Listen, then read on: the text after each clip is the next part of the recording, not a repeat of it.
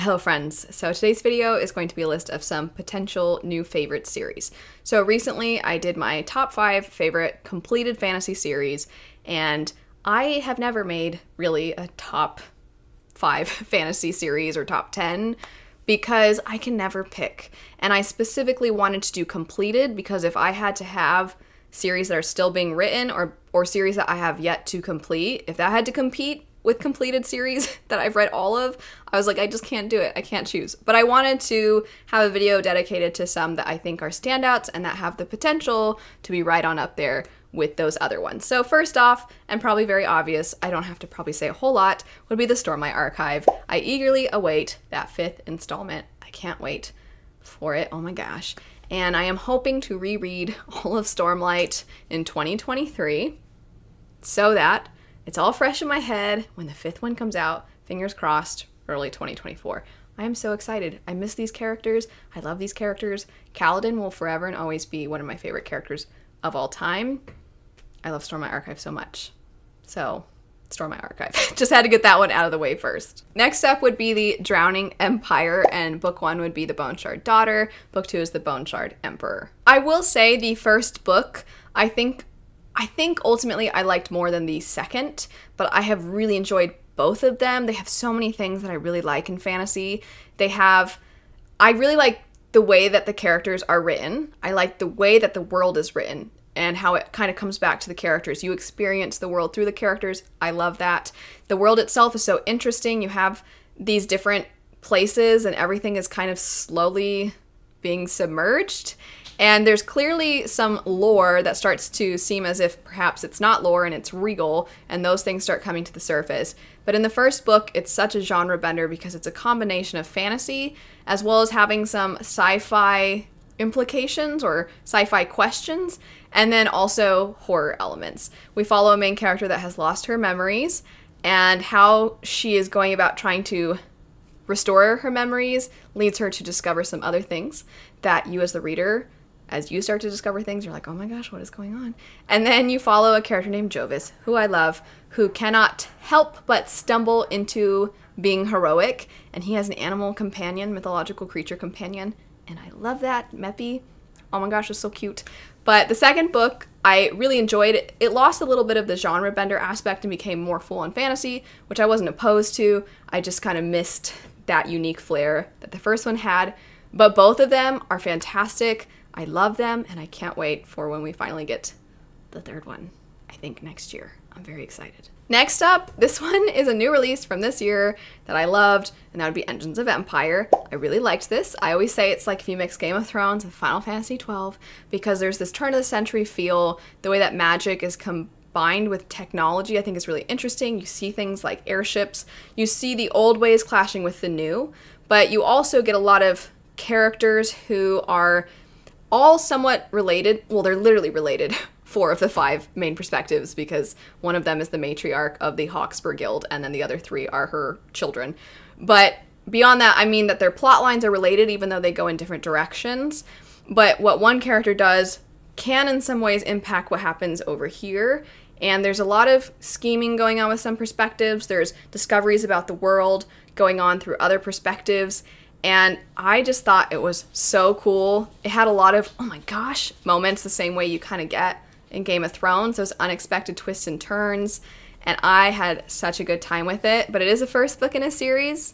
Unlike Stormlight and the Drowning Empire, I don't yet have further books to really solidify, like, oh yeah, this is going to be a new favorite series. But that first book was definitely was definitely a favorite from this year. I'm really excited for book 2. That is how I'm apparently ending every single one of these, is that I'm excited for the next one. Okay, next up though, we have Justice of Kings, another new release from this year. And Justice of Kings follows a man named Von Volt, and he is somebody who goes around and tries to implement justice.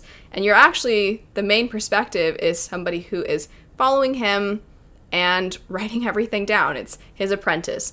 But you get this character when they are older telling you about this time in their life, and there's this sense of dread. You can just tell things are going to go wrong as you're reading the book, but I really liked the emphasis on justice and the moral questions that come up throughout the story. So I really enjoyed that.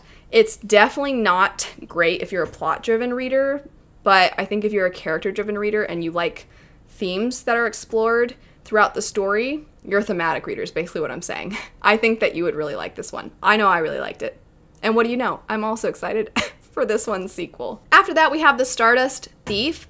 This one grew on me. The longer time went by since I'd read it, the more I was like, man, that was so fun. And sometimes you just need a good, fun adventure story. It is a retelling of 1001 Nights, and I had such a good time with it, but on top of that, where it leaves off is making me so excited for what we're gonna get next. And I think it has the potential because it's got that fun, adventurous feeling on top of having really great characters.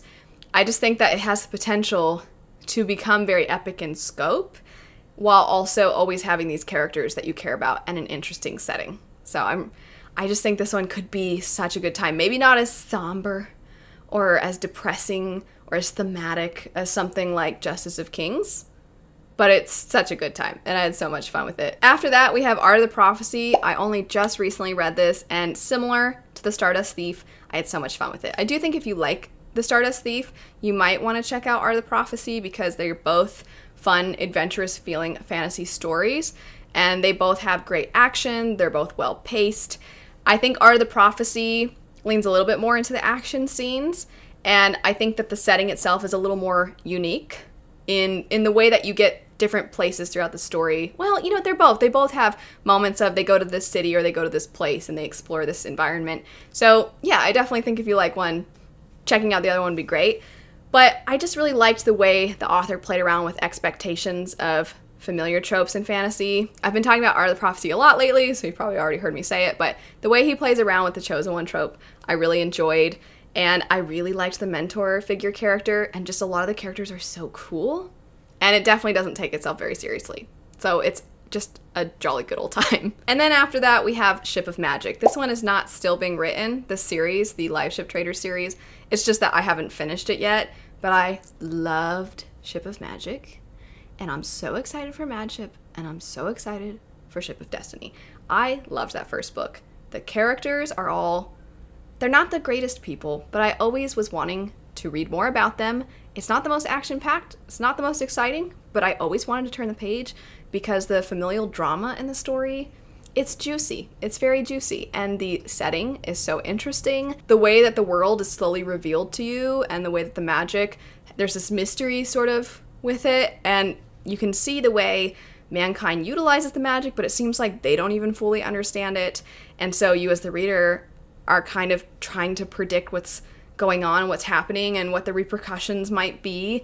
And there's this sense of, you can just tell that some things are not going to go so well. Robin Hobb in general is just known for, your characters are probably going to have to go through some pretty difficult circumstances, and I think that's true of this one. But oh my gosh, I just love Ship of Magic so much. I always, always, always was excited to come back to this one, and I always wanted to turn the page. And I would try, I never wanted, I would try to read it before bed, and I'm like, I don't want to go to sleep. But it was really long, so I was like, I should probably go to bed. But the characters and some of the moments, just little things the characters say, you're like, oh my gosh. And it creates, these small things that happen create such big reactions in you, the reader, which I think is a very difficult thing to accomplish, but Robin Hobb does it masterfully in that series. That's it for some potential new favorite series. I really hope, you know, the conclusion to Stormlight Archive's first arc. I mean, we know that Sanderson generally, from Mistborn, we know he can deliver a good ending, or at least in my opinion he can. But then with some of these, I'm excited for book 2. I'm like, oh, please don't have middle book syndrome. I'm so excited to see what happens with the rest of Live Ships. In general, I'm just so excited that I eventually get to go further into these series. I can't wait. I'm a little nervous because I hope they're all as good as what I'm hoping. But regardless, if you're interested in seeing my current top 5 favorite fantasy series, I'll have that video linked. Of course, it's completed series. And then as I read through more of these books in these series, I'll have to eventually maybe update my top 5. I don't know, it's just so hard to choose. Let me know what some potential new favorite series are for you, whether they be series that are still being written or series that you just have yet to complete. But anyway, thanks so much for watching. I hope you have a lovely rest of your day, and I'll see you all later. Bye.